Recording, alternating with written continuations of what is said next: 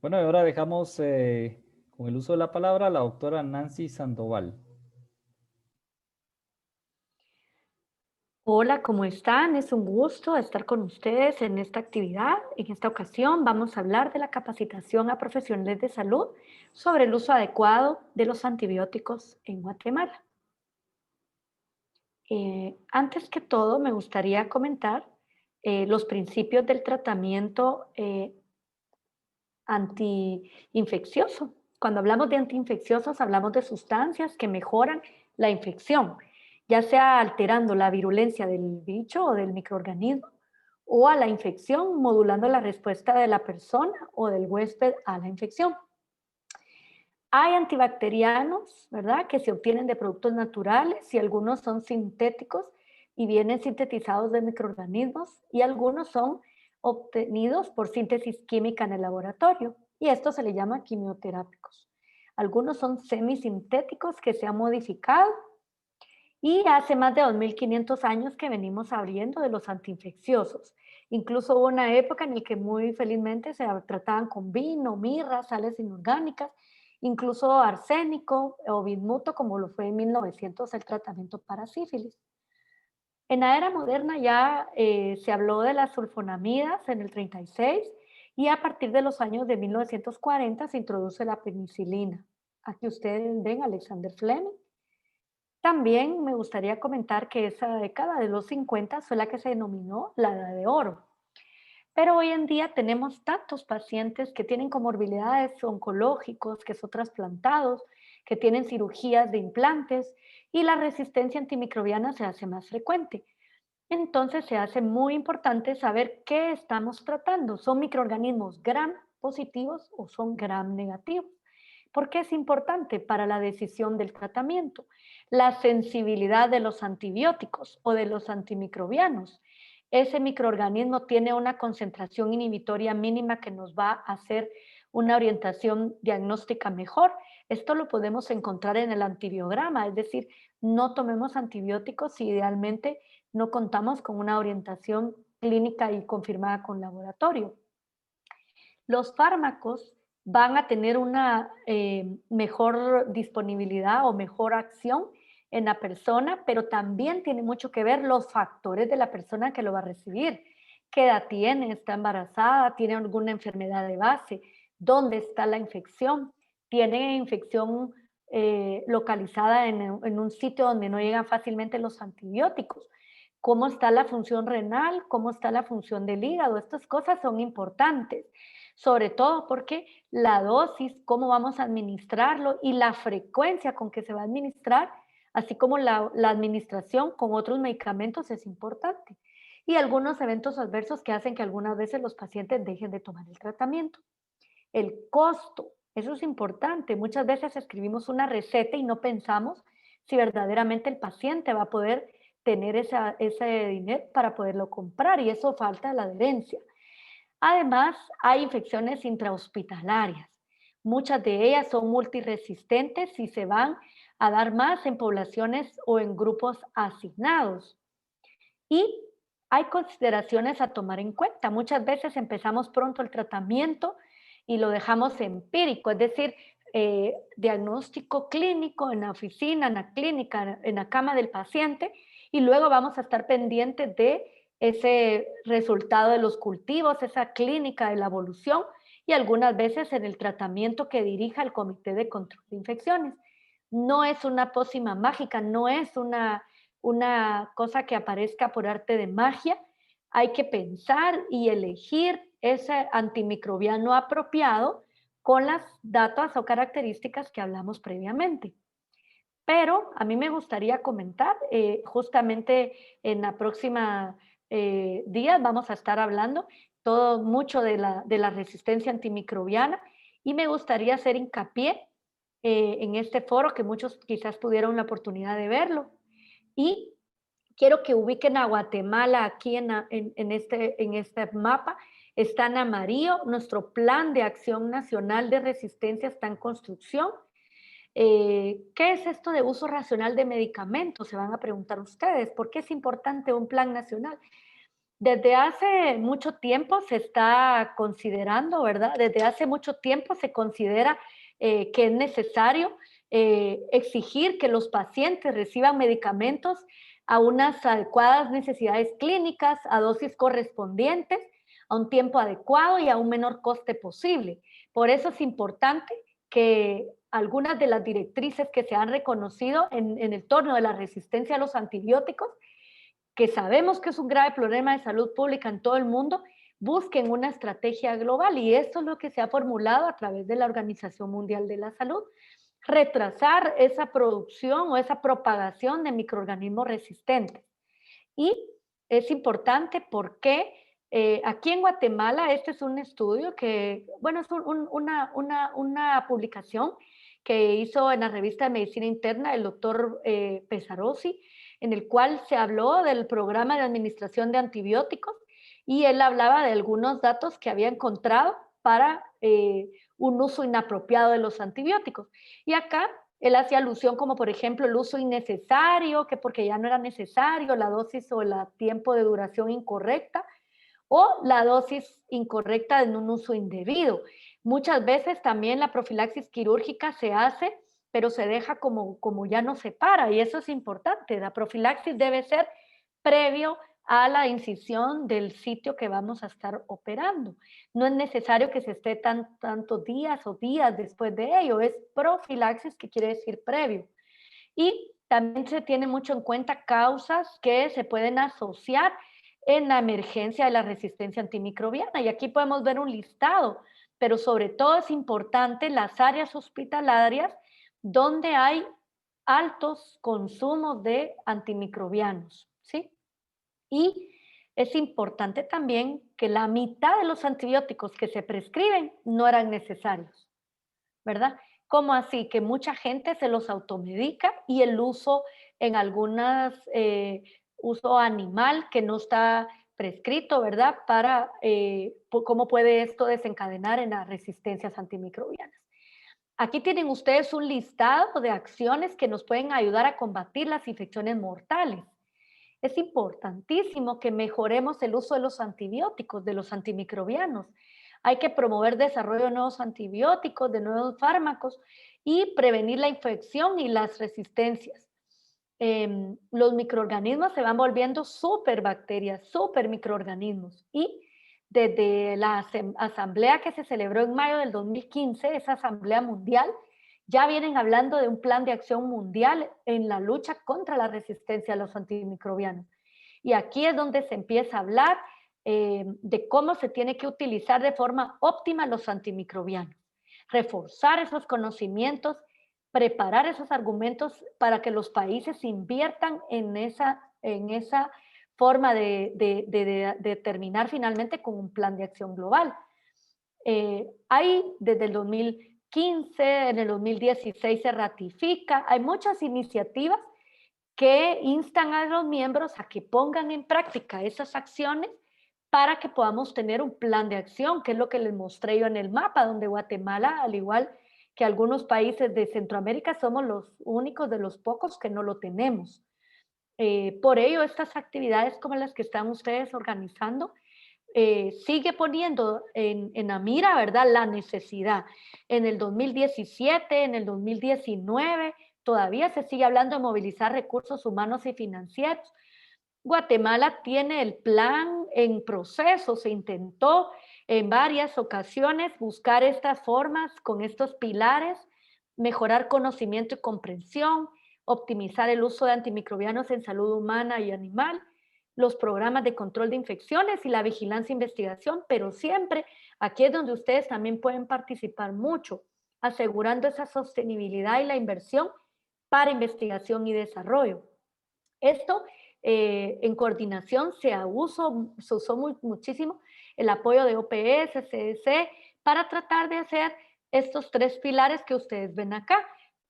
Todavía no, después de varias reuniones, aquí pueden ver ustedes algunas que tuvimos en la sede de OPS, no hemos conseguido echar a andar los programas de antimicrobial stewardship, que se usa mucho, que quiere decir control de o el uso, más que todo el uso racional de los antimicrobianos, donde el control de infecciones va muy de la mano.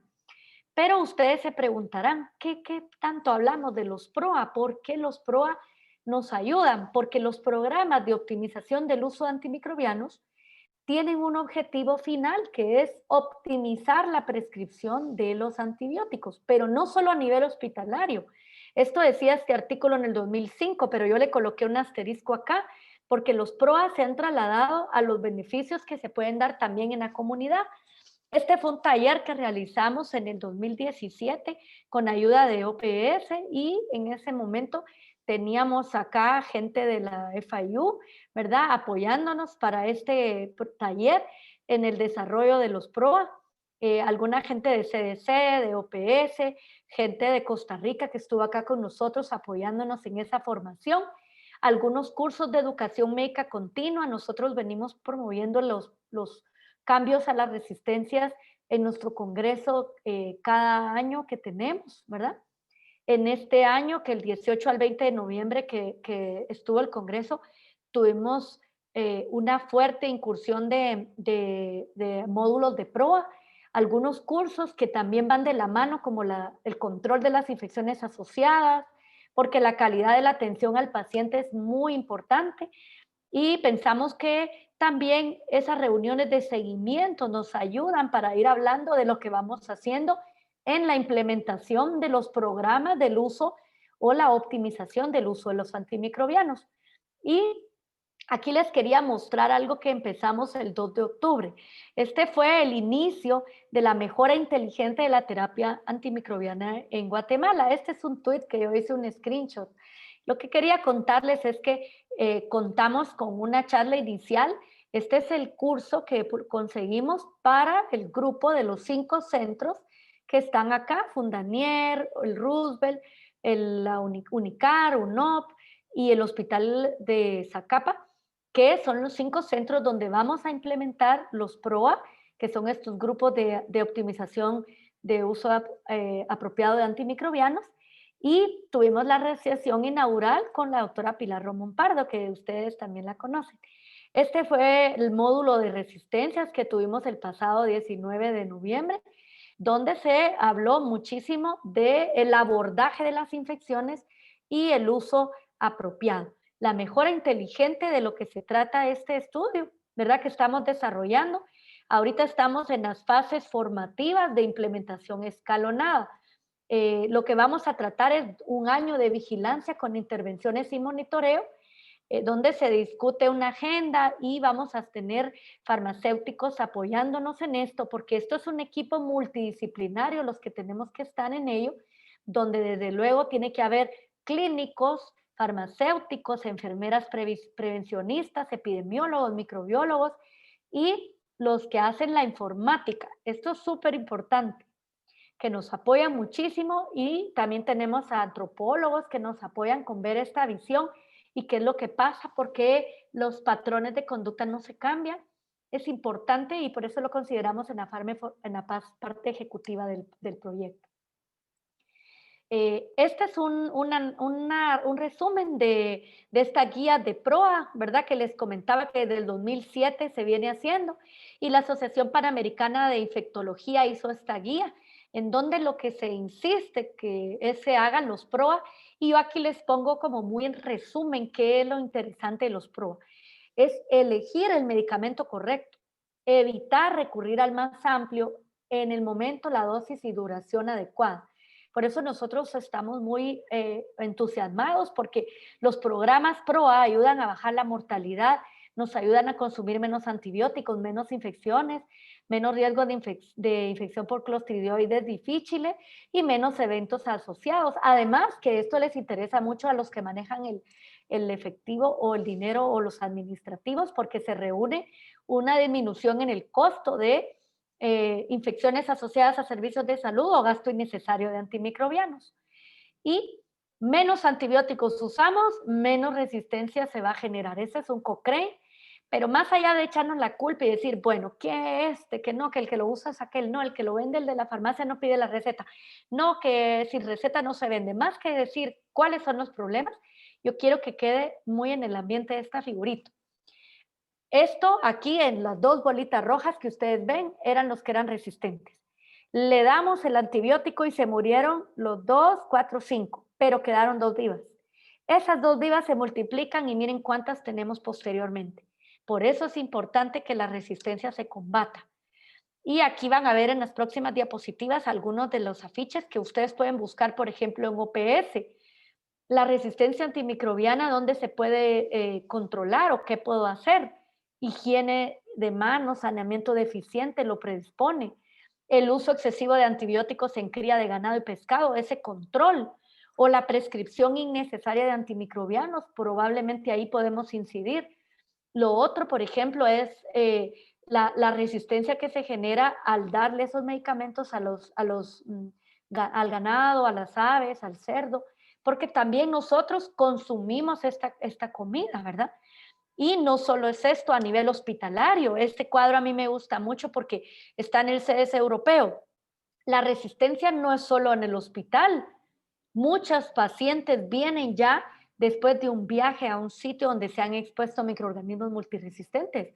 En la comunidad han consumido carnes o verduras contaminadas con bacterias que podrían tener multiresistencia. Y entonces el diálogo con el paciente, con el que toma el antibiótico es importante. Muchas veces solo con explicarle al paciente la necesidad o no de dejar el antibiótico es suficiente. Y también tenemos que explicarle que no lo tome y no lo deje a medias, porque muchos pacientes a veces solo lo compran y dicen ya no pude comprar más este resto, o algunos que nos llaman y no nos dicen que van a dejar de tomarlo porque estaban consumiendo alcohol, por ejemplo. Seamos abiertos y escuchemos a nuestros pacientes. Y si el paciente está insistiendo en que quiere antibiótico porque si no, no es buen doctor, si no, no es un buen clínico, expliquémosle. Muchas veces una buena explicación hace que nosotros podamos hacer ese control de las infecciones. Si tocamos carne, pescado, huevos, lavémonos las manos. También cuando las verduras, porque esto, también las resistencias puede estar en nuestras manos. Y nunca compartamos antibióticos porque, ay, mira, tome esto porque a mí me fue bien este antibiótico. O que mucha gente lo hace, ¿verdad? Hay que insistir en esto, que se terminen los antibióticos completos y la higiene de manos. Ya para terminar, me gustaría comentar, la higiene de manos, ya que se ha puesto muy de moda con la COVID-19, las bacterias, los microorganismos se quedan en las manos y ahí pueden haber bacterias multiresistentes.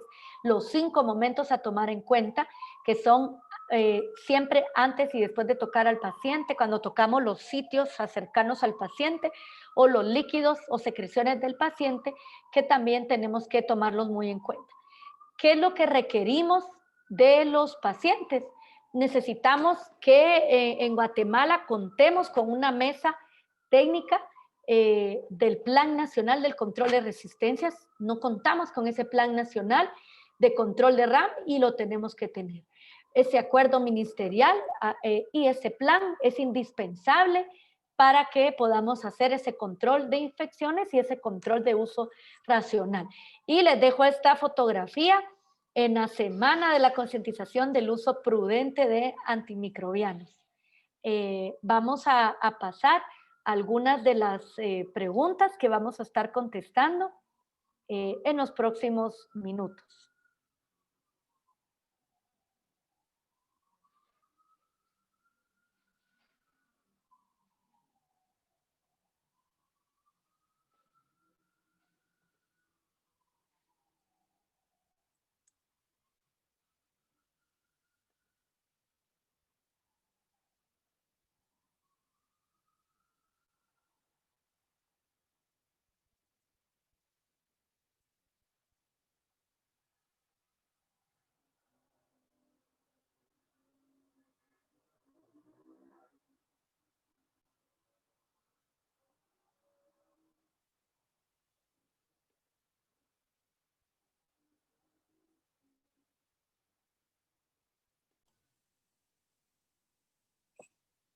Bueno, doctora, muchas gracias.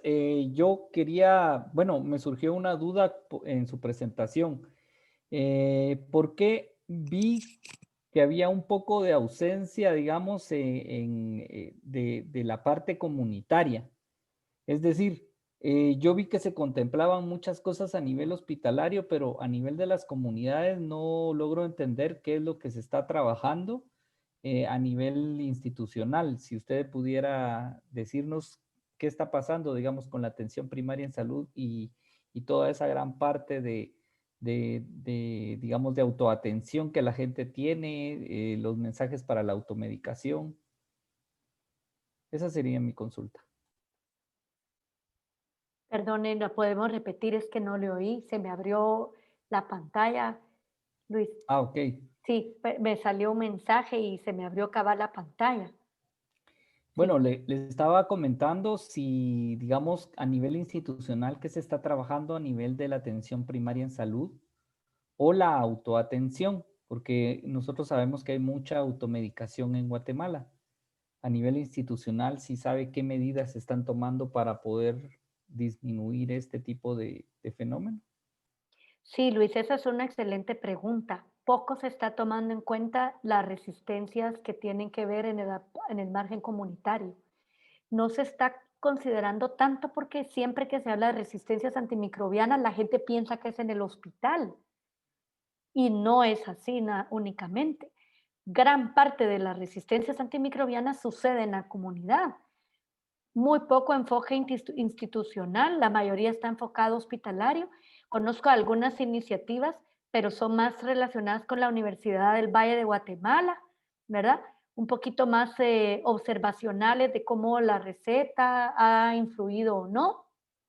De hecho, en esta semana que vimos, habla un poquito Brooke Remey, ¿verdad? De la Universidad del Valle con respecto a eso. Es importante que demos un vistazo a esto. No se está visualizando. Y por comentarle algo, ya en el 2007, cuando yo hice como último año de residente de medicina interna, investigamos la resistencia de las resistencias antimicrobianas en infección urinaria. Y en ese entonces ya casi el 40% de las infecciones urinarias que consultaban las pacientes a la emergencia tenían resistencias a quinolonas. Le estoy hablando de hace 13 años. Entonces, es importante porque muchas de esas pacientes de las que yo le hablo, que consultaban a la emergencia del hospital, nunca habían consultado al hospital. Era la primera vez, es decir, que era comunitaria.